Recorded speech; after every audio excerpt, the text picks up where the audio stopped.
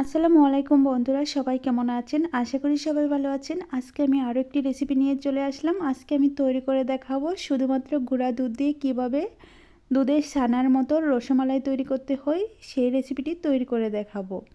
আর অনেকেই বলে রসমালাই তৈরি করতে গেলে দুধ থেকে তোলার আগে চুপসে যায়। আজকে রেসিপিটি ফলো করলে আপনাদের রসমালাই কখনো নষ্ট হবে না আর চুপসেও যাবে না। আমি সবগুলো টিপস শেয়ার করে তারপরে আজকে রেসিপিটি তৈরি করব। চলুন কথা না বাড়িয়ে আমরা মূল ভিডিওতে চলে যাচ্ছি। তার আগে বলছি সম্পূর্ণ ভিডিওটি দেখার চেষ্টা করবেন, এতে করে বুঝতে সুবিধা হবে। চলুন রেসিপিটি শুরু করে দিচ্ছি। আজকে রসমালাই তৈরি করার জন্য প্রথমে একটা মিক্সিং বোল নিয়েছি আর নিয়েছি মেজারমেন্ট কাপ দিয়ে 1 কাপ গুঁড়া দুধ। আপনারা চাইলে এর চেয়ে অর্ধেক দিয়েও বানিয়ে নিতে পারবেন। আমি 1 কাপ গুঁড়া দুধ দিয়ে দিচ্ছি। তার সাথে দিয়ে দিচ্ছি 1 টেবিল চামচের একটু কম ঘি আর দিয়ে দিচ্ছি হাফ টেবিল চামচ বেকিং পাউডার। 1 কাপ গুঁড়া দুধের জন্য হাফ টেবিল চামচ বেকিং পাউডার দিলে এতে করে মিষ্টিটা পারফেক্টভাবে হয়ে যাবে। এখন আমি এই উপকরণগুলো একটা সাইডে রেখে দিচ্ছি। তারপর নিয়ে নিচ্ছি নর্মাল রুম টেম্পারেচারে একটা ডিমটাকে আমি ভেঙে নিচ্ছি। তারপর একটা কাঁটা চামচের সাহায্যে ডিমটাকে ভালোভাবে ফেটিয়ে নিতে হবে। অবশ্যই ডিমটাকে ভালোভাবে ফেটানোর চেষ্টা করবেন, এতে গুঁড়ো দুধের সাথে মিশতে সুবিধা হবে।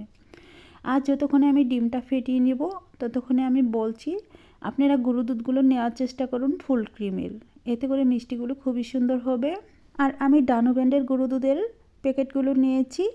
আপনারা চাইলে ফুল ক্রিমের যে কোনো গুঁড়ো দুধের প্যাকেট নিতে পারেন। এখন আমি শুকনো উপকরণগুলো ভালোভাবে মিশিয়ে নিচ্ছি। দেখেন আমি কিভাবে মিশিয়ে নিচ্ছি, অবশ্যই ভালোভাবে মেশানোর চেষ্টা করবেন। এখন আমি এখানে দিয়ে দিব ফেটিয়ে রাখা ডিমটা। আমার 1 কাপ গুঁড়া দুধের জন্য একটি ডিম লেগেছিল, আপনাদের কম বেশিও লাগতে পারে। যেহেতু ডিমের সাইজটা একটু বড় ছিল তার জন্য একটা ডিম দিয়ে হয়ে গেছে। আর যদি ডিমের সাইজটা অনেকটাই ছোটো থাকে তাহলে একটা চেয়েতে একটু বেশি লাগতে পারে। তবে ডিমটা নর্মাল রুম টেম্পারেচারে নেওয়ার চেষ্টা করবেন, এতে করে মিষ্টিগুলো সুন্দর হবে। দেখেন সবটুকু ডিম দিয়ে দেওয়া হয়ে গেছে। এখন আমি ভালোভাবে মিশিয়ে নিচ্ছি। দেখেন কিভাবে মিশিয়ে নিচ্ছি, অবশ্যই ভালোভাবে মিশানোর চেষ্টা করবেন। এই মেশানোর মধ্যেই কিন্তু মিষ্টিগুলো অনেকটা সুন্দর হয়ে থাকে। অনেকেই বলে দুধে দেওয়ার সাথে সাথেই মিষ্টিগুলো চুপসে যায়, আবার বলে নামিয়ে নেওয়ার পর মিষ্টিগুলো চুপসে যায়। এগুলো টিপস ফলো করলে কোনো কিছুই হবে না, অনেক সুন্দর একটা মিষ্টি রেসিপি হবে। এখন আমি এটা রেস্টে রেখে দিব পুরো 10 মিনিটের জন্য। 10 মিনিট পর ফিরে এসে দেখাবো 10 মিনিট পর কতটুকু সেট হয়ে গেছে। আর এটাকে সর্বোচ্চ 10 মিনিট রেস্টে রাখতে পারবেন, এর বেশি কিন্তু রেস্টে রাখা যাবে না। এখন আমি মিষ্টিগুলো বানিয়ে নেব।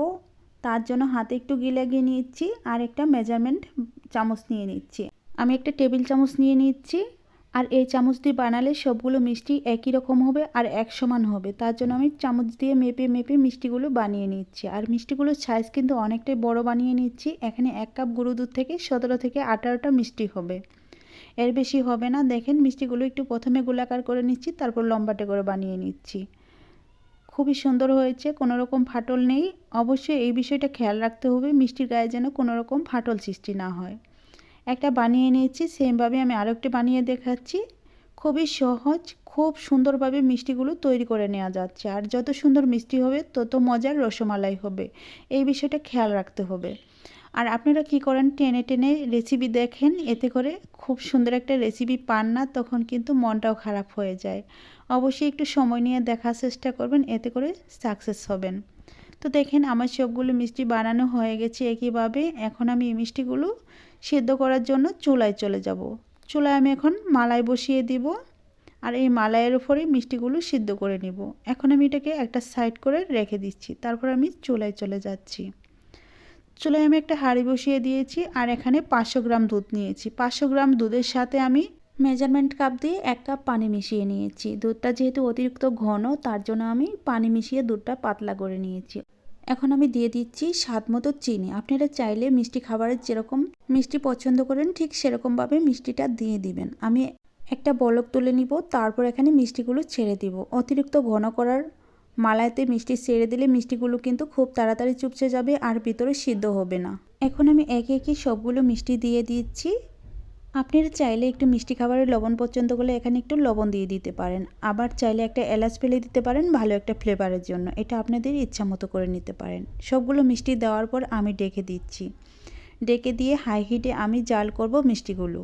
দেখেন যখন একটু বলক উঠবে তখনই আপনারা ঢাকনাটা তুলে দিবেন। এভাবে যতক্ষণ মিষ্টিগুলো না সিদ্ধ হবে ততক্ষণই আপনারা এই কাজটা করতে থাকবেন। আর মিষ্টিগুলো সিদ্ধ করতে কতটুকু সময় লেগেছিল সেটাও আমি বলে দিব। দেখেন আমি এভাবে ঢাকনাটা তুলে তুলে তারপর মিষ্টিগুলো সিদ্ধ করে নিচ্ছি, যাতে করে দুধটা না পড়ে যায়। এভাবে আমি 3 থেকে 4 মিনিট রান্না করে নিয়েছি। আরেকটা কাজ সেখানে শিখিয়ে দিচ্ছি। আপনারা মাঝে মাঝে হাতলটা ধরে একটু দুলিয়ে দিবেন অথবা ঢাকনা দিয়ে একটু নেড়ে দিবেন। এখানে আগে কোনো চামচের ব্যবহার করবেন না। দেখেন মিষ্টিগুলো অনেকটাই ফুলে গেছে, আর আমি এ পর্যায়ে চুলার আঁচটা রেখেছি অনেকটা হাই হিটে। এখন আমার মিষ্টিগুলো সিদ্ধ হয়ে গেছে। এখন আমি আরও কিছুক্ষণ সিদ্ধ করে ঢাকনাটা তুলে নিব। তুলে নিয়ে তারপর এখন আমি চামচ দিয়ে নেড়ে চেড়ে দিব। দেখেন প্রতিটা মিষ্টি কতটা ফুলে গিয়েছে আর কত সুন্দর হয়েছে। আজকের রসমালাই আপনারা যদি ফলো করেন, আপনাদের রসমালাই অনেকটা সুন্দর হবে আর অনেক মজার হবে। আর এই রসমালাইটা একদমই খেতে ছানার মিষ্টির মতো হয়ে থাকবে। আজকের মিষ্টি যখন আমি কেটে দেখাবো তখনই আপনারা বুঝতে পারবেন আজকের মিষ্টিগুলো কতটা পারফেক্ট হয়েছে। আপনারা যদি এই রেসিপিটি ফলো করেন, আপনাদের মিষ্টিও কিন্তু এরকমই হবে। প্রতিটা মিষ্টিতে রোজ যে টইটুম্বর হয়ে গিয়েছে। এখন আমি এটাকে রেস্টে রেখে দিব পুরো 1 ঘন্টার জন্য। 1 ঘন্টা পর আমি সার্ভ করে দেখাবো কত সুন্দর হয়েছে আর কত নরম হয়েছে। এখন আমি চুলা বন্ধ করে ঢেকে রাখবো পুরো 1 ঘন্টার জন্য। 1 ঘন্টা পর ফিরে এসে দেখাচ্ছি। তো আমার 1 ঘন্টা হয়ে গেছে। দেখেন মালাই খেয়ে কিন্তু একদমই টইটুম্বুর হয়ে গিয়েছে। এখন কিন্তু অনেকটা মালাই কমে গিয়েছে। এখন আমি একটা চামচ দিয়ে তুলে দেখাচ্ছি মিষ্টিগুলো কতটা রসালো হয়েছে। আজকে রসমালাই বাড়িতে তৈরি করে দিবেন, সবাই খেয়ে অনেক বেশি প্রশংসা করবে। এখন আমি সার্ভ করে দেখাচ্ছি একটা প্লেটে তুলে। যতক্ষণে আমি মিষ্টিগুলো তুলে দেখাবো ততক্ষণে বলছি, যদি রেসিপি ভালো লেগে থাকে প্লিজ দয়া করে চ্যানেলটি সাবস্ক্রাইব করে রাখবেন আর পাশে থাকা বেল বাটনটি অন করে রাখবেন আমার চ্যানেলে ভিডিও সবার আগে পাওয়ার জন্য। আরও যদি মিষ্টি রেসিপি দেখতে চান বা রসমালাই দেখতে চান, তাহলে আমার চ্যানেল দিয়ে একবার হলেও ঘুরে আসতে পারেন, ভালো লাগবে আর দেখলে অনেকটা সুবিধা হবে। তো আমি দেখেন মিষ্টিগুলোর উপর যখন মালাই দিয়ে দিচ্ছি আরও নরম হয়েছে। এখন একটা মিষ্টি চেপে দেখাচ্ছি কতটা রস খেয়ে নিয়েছি। এর নামই বলে রসমালাই। আজকের রেসিপি কেমন লেগেছিল অবশ্যই কমেন্টের মাধ্যমে জানিয়ে দিবেন। আর যদি আমার কোনো নতুন বন্ধু এসে থাকেন তাহলে প্লিজ দয়া করে চ্যানেলটি সাবস্ক্রাইব করে রাখবেন। এখন আমি একটা প্লেটে তুলে মিষ্টিগুলো কেটে দেখাবো কতটুকু রস খেয়ে নিয়েছি আজকের রসমালাইয়ের মিষ্টিগুলো। আমি এখানে 2টো মিষ্টি তুলে নিচ্ছি।